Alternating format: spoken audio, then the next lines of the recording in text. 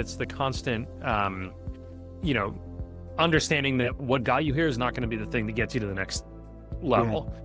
And that always comes with disruption. And there's some people who are very comfortable with that. And there's some people who are like, wait a second, like I signed on to this company to do X, and now you're telling me I got to do Y. This, expectations are not meeting reality.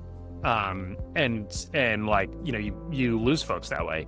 And that can be a difficult cultural thing to navigate, as well.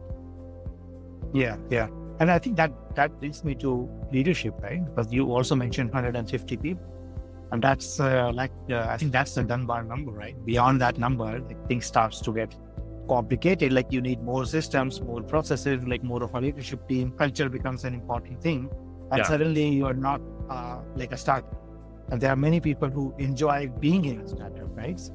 What challenges does that present like for not just for you, but also the key people, like the key people whom you would call your leadership team, as the number of people in the company grows, like say 400, 500 and beyond that?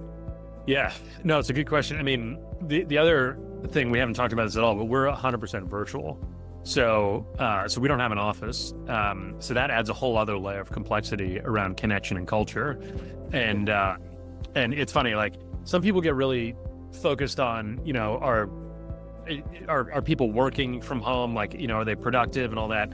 I worry a lot less about that. I worry much more about how do you keep people connected to the company and the mission, and keep them engaged just, mentally.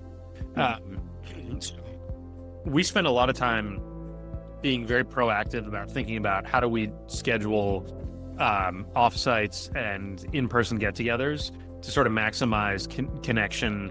And, if we're doing any sort of big changes or pushing any sort of like new products out the door, we really take advantage of the in-person time for training and making sure that folks are ready for that.